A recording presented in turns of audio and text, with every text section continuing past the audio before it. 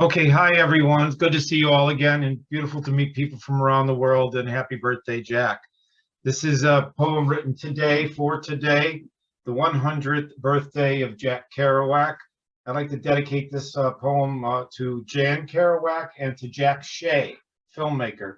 And I just want to add gratitude for David Amram and Ron Whitehead also for this inspiration of this piece. Here it goes. I just wrote it today. No one owns the wind, and the sunsets roll over roads, and they only rise to be memories remain here now. Remember how his ashes join the full return of emptiness and the love of words unpossessed. Let the empty bottles of courage join the dying of how voices were born. We are all the road now, onward, as the soils and waters flow, welcomes us all. For living fame rusts and rots, leaving us to parent the art of our works of life, to transcend the marketing of chessboards and kings not being one of us. You too may end up ashes in the wind at Big Sur, never playing life as a game, or ever being played by the reality slavers. Or as I understand Amram, those trying to build a better mousetrap. Right down life is going to be, where Big Sur is the same as being exactly where you are, free to right now. Yes, the medication used to drown fame began hugging a damaged liver on October 20, 1969, as it no longer needed to hold back time. Oh, mother of more than a popular byproduct, what is the cost of icon making? Is it a business of profits over poets? Sad, as lawyers immediately began banking on who will control what will forge the future of love. Bottled artists for sale. But you do not have to drink me. Drink this. You can go to Lowell and to a blank page to find yourself non-commercialized. You can respect the mind of our journey's ciphers.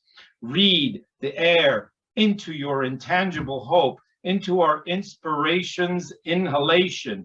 Wind, free the winds of words, going for a ride. Poets who do not fear death give to you without asking you to put your popular soul's following up for collateral. Hello, lovers of words, travels through us all. Will you remember Jan? Will you find Jack Shea's recording of a legacy no one owns? Asking you, who owns Jack Kerouac? As he leaves us a documentary that has been censored from view. Find it, free it. It is not lost, but hid away, shoved into bottling the future of wind falling, war, halls full of iconic soup cans produced by the poetry industrial complex. Shea left us an art film in the end, one that will not bow down. May the insight of its ending be free, free as the soul of poetry writes on into we are to be the receivers. No one owns the wind. Thank you, Jack.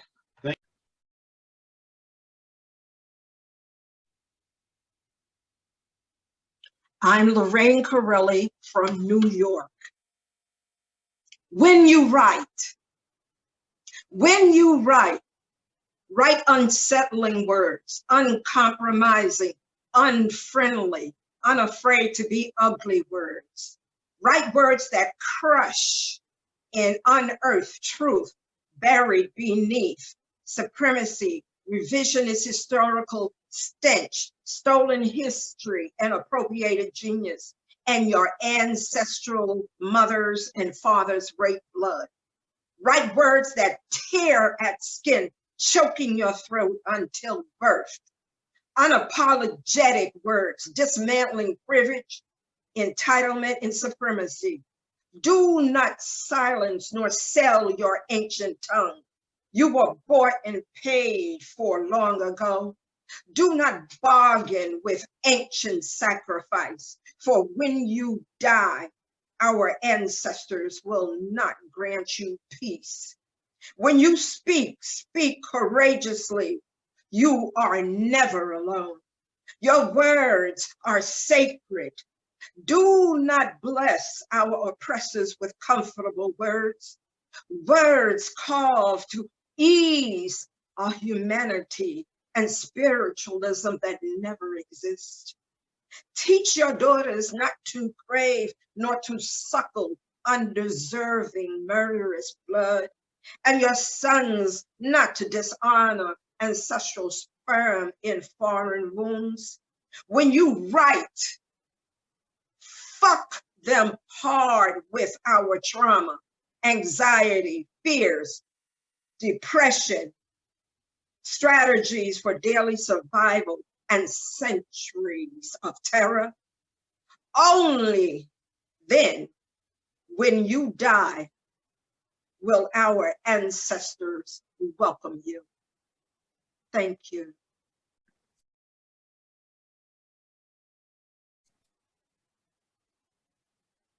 Hello, everybody. This is Linda Bratcher Wlodyka from Western Massachusetts. And I wrote this a while ago, but I think I can dedicate it to Jack. And the name of it is, It Was After I Read His Last Chapter. I felt a snippet mind blown. It caught me in a mystic foothold, like my existence was a fractal lifespan. My thoughts became a mosaic mind bend. I looked at the horizon, a splintered rainbow. Like Alice, I wanted to slide down a rabbit hole. Instead, I traversed a centrifugal wormhole. A pendulum tranquilized, a monocle blindsided, due to a pill capsulized. Because of a third eye downcast, it was evident no welcome mat can make a mad dash. I thought about the derelict blowhole, a whalebone emaciated, encrypted below a tombstone, lying aside a martyred hourglass, accentuated like a purple sandblast. A peel here decal extricated, worse still a beating heart infatuated, a roving spirit supplicated, the caw of crows intoxicated, a peal of bells reciprocated, the lack of water instigated, a divining rod's purpose evaluated.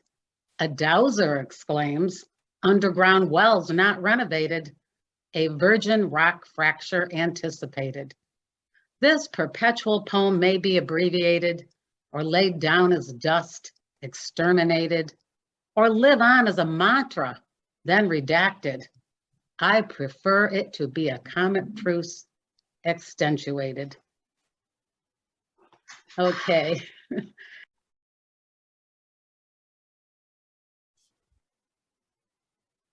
I'm Charlie Rossiter talking to you from Bennington, Vermont. I'm going to do two because Jack loved Hanshan, so I thought I'd do one from my Hanshan sequence that I think you might approve of. A big-time scholar told me my poems are too plain. They lack flights of fancy. I just laughed and told him he should know better. If he's looking for word games, he should have stayed on campus. The second poem is a actual true experience, a little pilgrimage that I made. And in the middle of it, I started taking notes on what was happening because it seemed ceremony at the 42nd Street Library. First, go to the information desk across the hall from 320. Talk to the tall black woman in the red dress. Fill out the application form, complete with personal reference, not a relative. Show traceable ID. Sign another form and get a card. Go down the hall to 316 and ring the buzzer. When they let you in, show the card. Sign in again and state your purpose. Take a seat, adjust the light, while the attendant gets your package. Sign one more form. Hesitate a moment when the box arrives. Then slowly, untie the red cotton ribbon. Fold back the left flap, then right, then top, then bottom. There, in the rectangle recess, framed in blue. Hesitate again. Now, take out the 5 10-cent pocket notebooks and read Kerouac's own penciled hand, Old Angel Midnight, complete. Scriptures of the Holy Eternity, complete. Dream fragments, play scenes, and other scribbles. Copy a line you've never seen. The moon is a piece of tea. Now, hold the notebooks in your hand. Let it all sink in.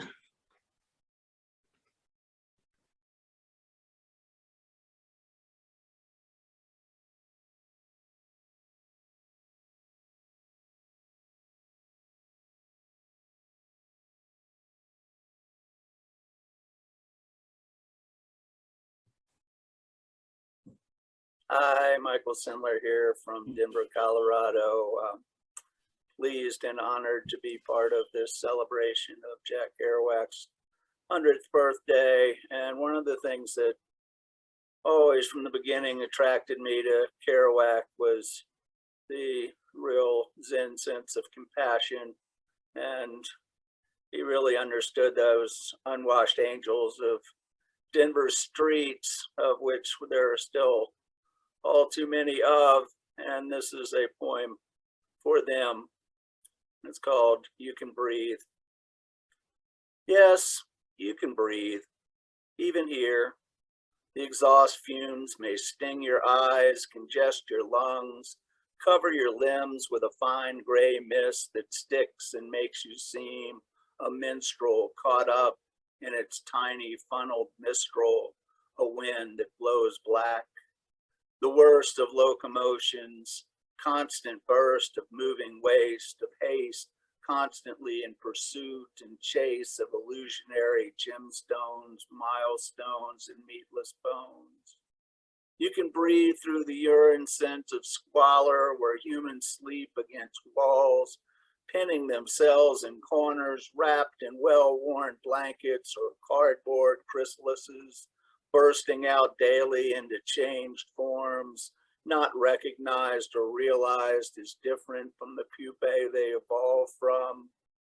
They breathe, opening to the day, no matter how cruel or how much still the fool or wise and wizened creatures they are taken for, loved and abused, nurtured and used, self-hating and self-healing, stinking, dirty, unappealing to the getters, movers, shakers, locomoting past, leaving exhaust on the exhausted without breaking for the broken, without stopping to receive the grace of healing, touching, looking deep into a wrinkled face with compassion. You can breathe here, deeply inhaling and exhaling with or without complaining, being silent or exclaiming joy or pain and allowing breath to come again, to come and be again and again. Once again, thank you all very much for having me as part of this.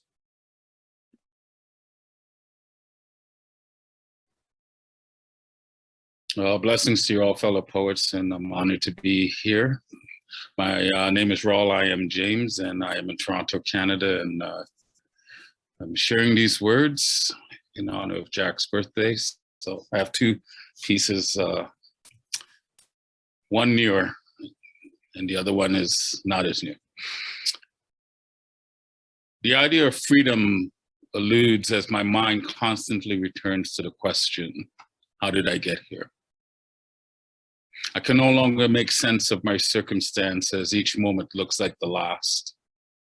Competing thoughts flood my mind as reality negotiates with the last of my untrusting hope. Body beyond exhaustion, fueled only by Yah's will. I now live unseated upon the unceded land of those whose tribe has no name. Not in my time. My land lays beyond the horizons, connected only through lucid moments in my dreams. It's been many moons since I felt the dirt of my village underfoot. Surrounded by the morning air as I welcomed the sunrise amber with my father. Lazily laid on the banks of the river where my grandfather swam as a boy. Rested in the soft embrace of my mother's story as my imagination came to life in the star-filled playground of the night sky. Desperation and despair are my guides in this bittersweet moment of rest. Caught in the instant of disconnect, faint voices of my ancestors bang the drums of my memories in this confusion of bondage. Forced to live as a stranger with those estranged from their ways as we are now corralled in dis-ease as the conqueror's bounty. Is it the land that makes me whole or the blood of those that came before? I did not choose this fate, for fate chose me to be enslaved. In this plane where time has no meaning, I endure the pain and suffering of indignity. Necessity and circumstance forge a new family of souls with whom I share this harshness. And together we witness new life and share in mistrusted laughter despite it all. Sometimes I cry and cower in shame. And in respite from the yoke and whip, I take to arms in my mind against my captors, but always I laugh in my tears, if only to make sense of my stolen manhood as I await my return to the land of my birth. I sometimes wish that breath would be foreign, but my demise is still a time away, for I keep fighting from my home within. I'm a descendant from the dark place that shed light upon the heavens, beholden to my past, in the void of this now, bearer of hope for a better tomorrow. And as I fight through the harshness to survive, each scar symbolizes the spilled blood of my strength and courage. So today, I lay here to rest. For tomorrow, I will face the madness yet again, to look fear in the eyes and to laugh some more, for I am still here.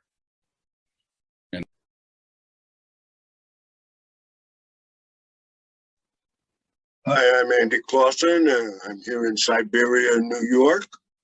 And on my wall, there's a plaque that says, "A new generation beat poet laureate lifetime." I wrote a book called Beat, The Latter Days of the Beat Generation, a firsthand account. Jack turned me on to my lifetime vocation, beat poetry. To his stories. Oh, by the way, you can cut me off at any time. It's that kind of a piece. His stories of friends, the beat poets, starting with Big Sur, On the Road, Desolation Angels, read the 3 within 10 days. I loved his manifold adjectives, 3, 4, 5, back to back in the modern rhythms of jazz and blues, a Bird Parker, Whitmanic, Sunhouse, Shakespeare. The rhythms of the dawning nuclear threat techno era. Immediately, I recognized he was a regular guy, like my buddies, and yet erudite, well-read, and adventurous like London, putting himself in the adventurous first person, yet like Buddha, always on the outside edge in flesh, mind, and page. The well-loved, yet never fully joined Maya world. I told Alan G., no one can write as beautifully, as honestly, as spectacularly as Jack did. Alan's face took solemn expression. He said, "You can." And I said, "You got to be kidding." Jack Kerouac, for me, was the master of modern prosody. Then he told me a major part of the reason he bought the Committee on Poetry Farm was to rescue Jack from his depressed, alcoholic suburban existence. I got there in '70. Jack was already dead over a year. The death of 9-year-old Angelic Gerard, the brother, the 4-year-old Jack adored, hung heavy the scene and visions of Gerard, the construction workers on the scaffold, chuckling wisecracks at the funeral procession in a half-friendly way. Then there's silence. The casket is so small. The chatter ceased. Dad made me weep, and his best buddy Sampy slaughtered on the World War II Anzio invasion. And the death of his father, who made him promise to take care of his mother, making Jack watch the doctor drain Pop's stomach, blurred the difference between birth and death. I read Ann Charter's bio and asked Gregory Corso, didn't you guys ever have any fun? He answered, of course, we had tremendous fun. Jack, upon seeing Gregory's infant child, Gregory, you've brought something in the world to die. Gregory wrote the greatest political poem of the 20th century about the fall of Kerouac and America, elegiac feelings America. He had many triumphs, many misrecognized and under-recognized literary triumphs. Dr. Sachs, every page detonating with poetry, glorious imagery, splendid freshness, and the apocalyptic ending with the big snake. Wow! Written on a toilet seat in Mexico City shooting gallery. It's in Tristessa, which is about the junkie prostitute he fell in love with. Big Sur, my first JK. I thought he was on acid, not drawing out on the DTs. Then on the road, my 19-year-old roomie turned his high school English teacher onto it. He showed up at the apartment, 26 years old.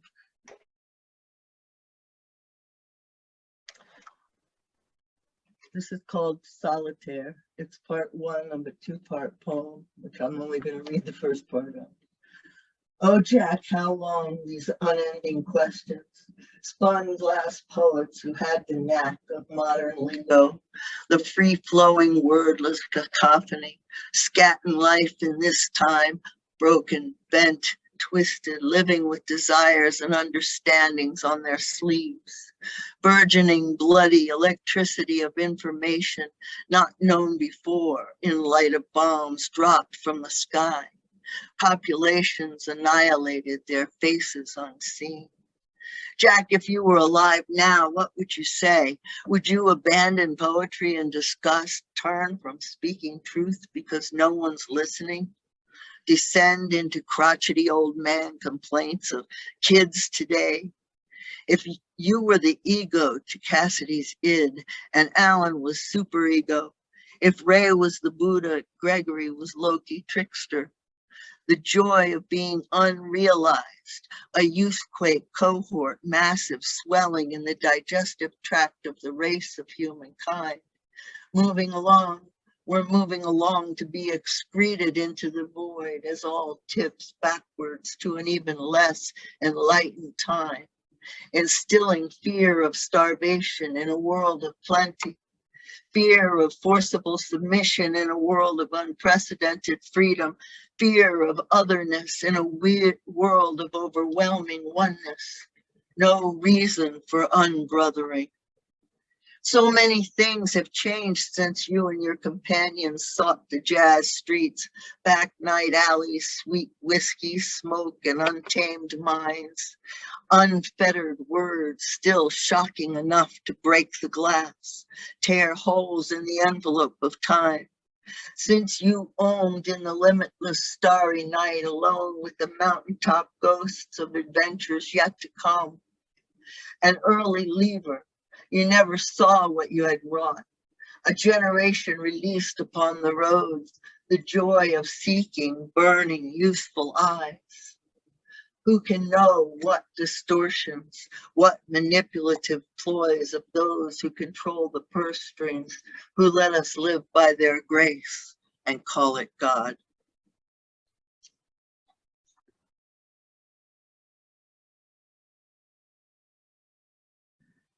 The Frontier Index.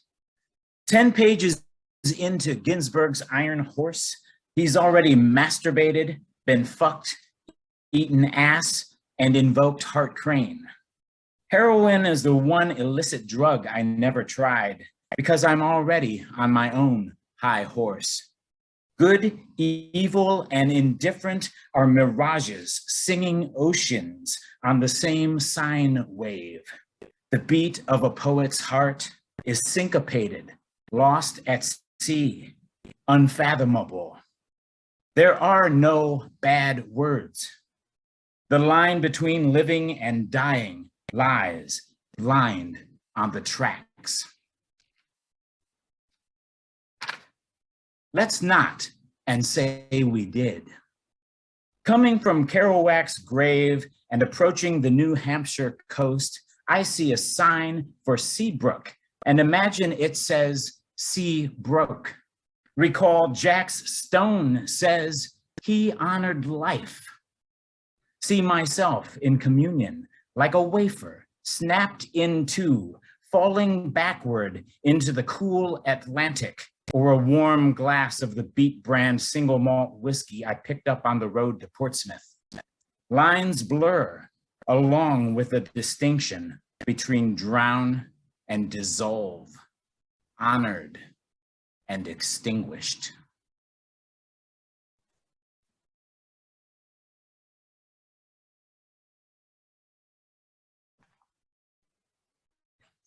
Hello, everybody here, and all that we honor while we are here.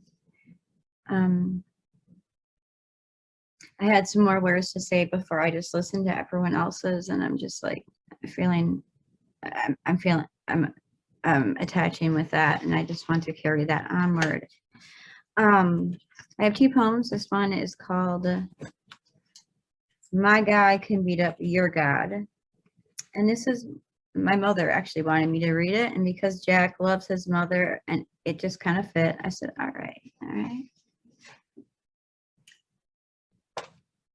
My God can beat up your God in deity danger boxing by ways of cruelty, attempting posting, and the tons of misguided preachers don't preach them, not Papa, creating hell from behind a pulpit, thrown from a bomb, or through a confessional. We are their sins. My God can beat up your God as I wake, shaking, wrestling with a dream I feel guilty for, sweating through thoughts someone said were sinful with whatever source available. My God can beat up your God by taking away our divinity, by convincing us we less than the deities we be. Each time we are told to apologize for being those that take away our voice by songs that combine the words with me.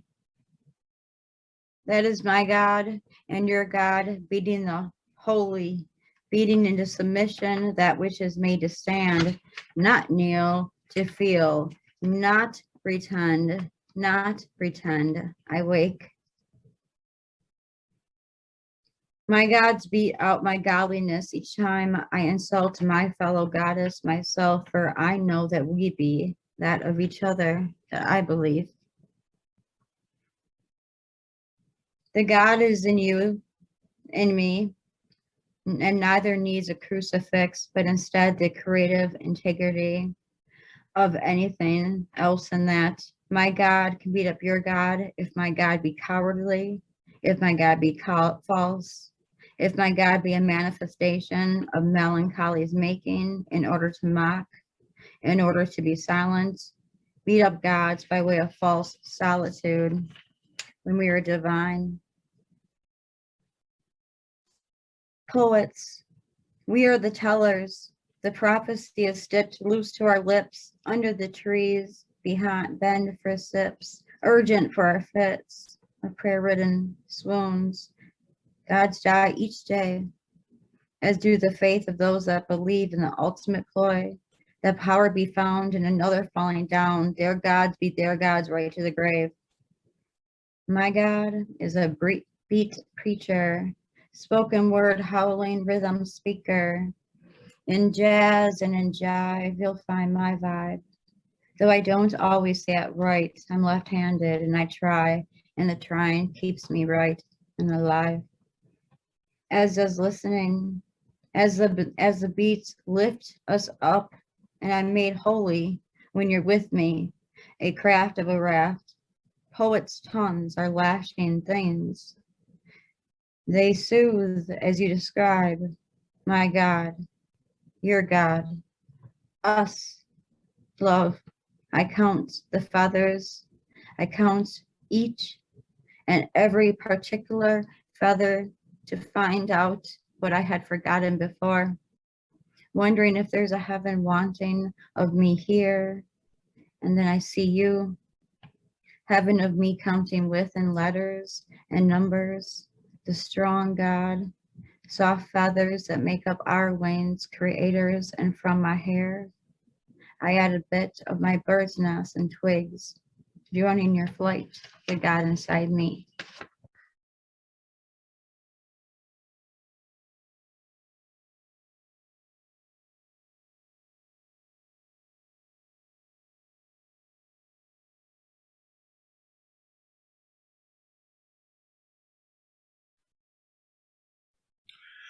Tony Brewer, coming to you from Bloomington, Indiana in the United States. I'm going to do two poems today, one by Jack Kerouac and one by myself. The one by Jack Kerouac that I'm going to read is from Poems, All Sizes. This is called How to Meditate. Lights out, fall, hands aclasped into instantaneous ecstasy like a shot of heroin or morphine. The gland inside of my brain discharging the good, glad fluid, holy fluid, as I lap down and hold all my body parts down to a dead stop trance, healing all my sicknesses, erasing all, not even the shred of a I hope you or a loony balloon left in it, but the mind blank, serene, thoughtless. When a thought comes a springing from afar with its held forth figure of image, you spoof it out, you spuff it out, you fake it, and it fades, and thought never comes.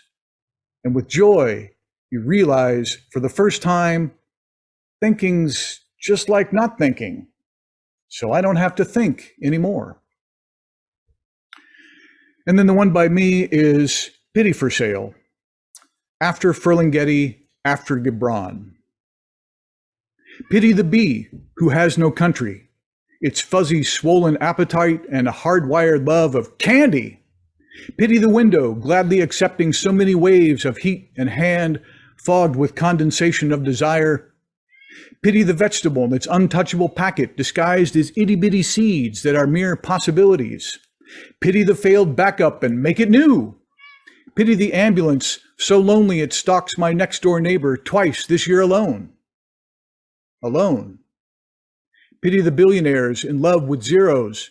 No, fuck those clowns, right in the zero. Pity the worker who identifies with a king. Pity the tree dragged down by sweet honeysuckle, the red buds pinking the woods, telling us it is time. Time. Pity the time it takes to feel, the time it takes to unfeel, to unlearn, to unlove, to unseal. Pity our ranks and forms, a slot for everyone when we all would be better off marked other. My country, 'tis not insane, but copes horrendously. Sweet land, sweet liberty, ask any busy bee. Thanks, Jack.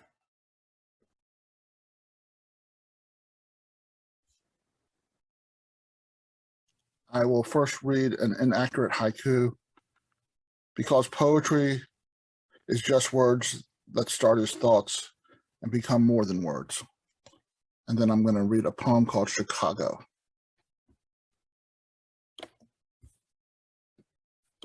The car broke down halfway to Chicago. Winter wind was blowing, no snow was snowing. So I stuck out my thumb, not knowing what was to come, took a magic carpet ride absent magic, and the windy city wasn't quite as pretty as I thought it would be. I rode the road home fast and free through rain, snow, and sleet. My feet got soaked, but they always seemed to know how to find their way back to dry and clean. The car wasn't mine, so it must have been a sign that the sun don't shine for only me. After all, flowers gotta grow, wind will always blow, and people will sing songs no one else will know. Others will write poems no one else will read. Some poems will never find their way to paper, lost in thought streams of poets, treading water through their thoughts. Some say a poem is just a poem, a song is just a song, the world is what it is, and life just goes on and on. But every thought may be a poem, and every poem on a page may be a song that sounds like a dream. Dreams happen when we sleep, even happen when we're awake. The daytime sun always shines when somewhere else the moon and tides align. I'm always swimming through my thoughts because they get tangled in the air I breathe. This is why when life starts making sense, my senses take their leave. I believe the car was a metaphor without a meaning, and every poem I think up is an open door I can choose to close or just walk through. After all, flowers gotta grow and wind'll always blow, but a poem is never just a poem. A song is never just a song, and Chicago will always be Chicago.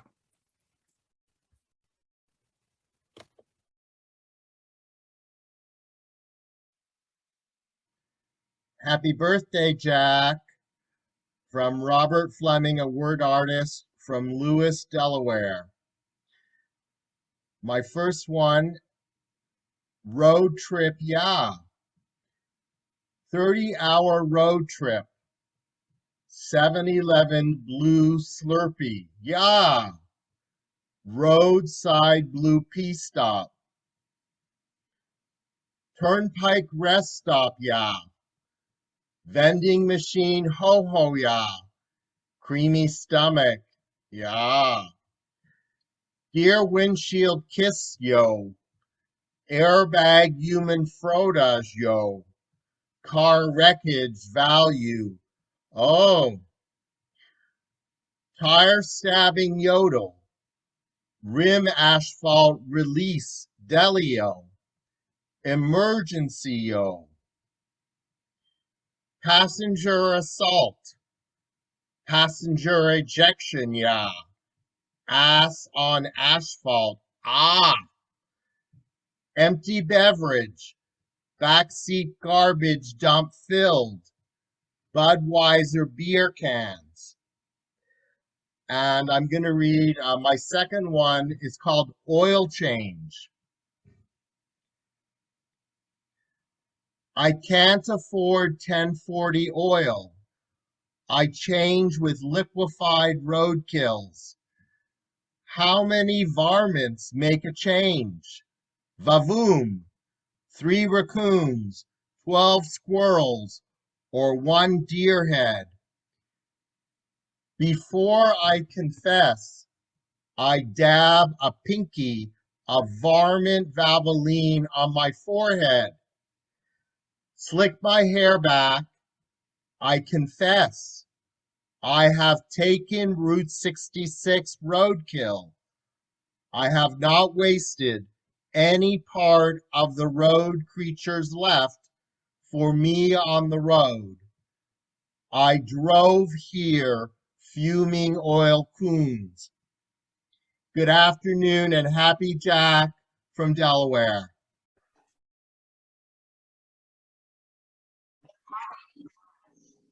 Hi there, this is Claire Conroy. I'm coming from from Somersworth, New Hampshire, and I'd like to read a piece I wrote last night to honor Jack's 100th birthday. With thoughts of Dean Moriarty. Restless teens lean into dog-eared pages of your books, Jack. Your words are cracks in the pavement. A sneaky seed could grow a thought. In the spring makes for itchy feet the life of a beat. Sweet, perverse honesty, like a warning, like an omen, like a shadow on the street, a beautiful deception, chasing painted lines through town names later dropped, by dusty passengers in grand tales.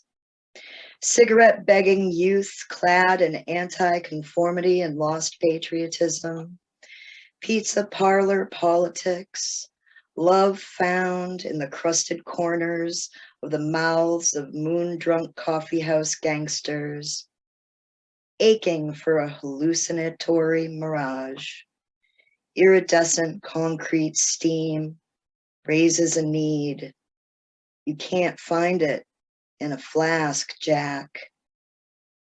Hours and days and diners, lost miles in a rear view while carpetbagger cowboys share lies that seduce, like notes floating from Charlie Parker's sacks. America's children, share your dreams, wanderlust, westward call. Desert gasoline dreams, mountain streams gleam, a vast ocean destination, jazz-laced romance at a glance on a dance floor. Take a lover in a bathroom stall. Some people just vibrate higher and sink lower and love it all so much they can't. Their heads are filled with thoughts. Dean Moriarty. Thanks. Happy birthday, Jack.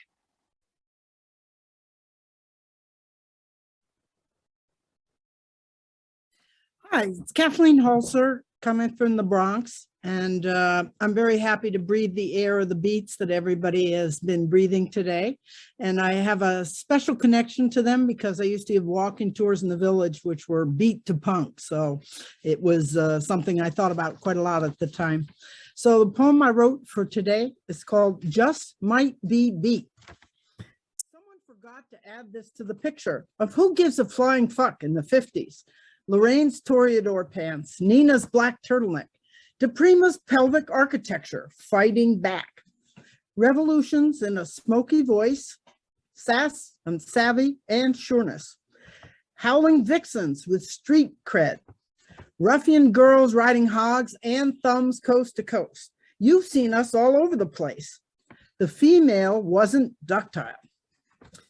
Lighting fires in empty warehouses. Swilling shots and cussing bosses, singing dirty lyrics over the pool table, stuffing tampons up vending machines, painting the walls with melted Orlon, our sweaters worn thin by bullet bras, our ankles socked and bobbied, our blood pulsing as we tattooed long nets with red prints, our chunky jewelry clanking on the stick shift, pointy nails tapping the steering wheel's leather condom as we gathered guardrails on the passenger side and drove pickups off the road.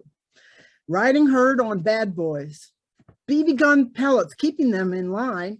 Okay, let me hook that halter neck around your nape.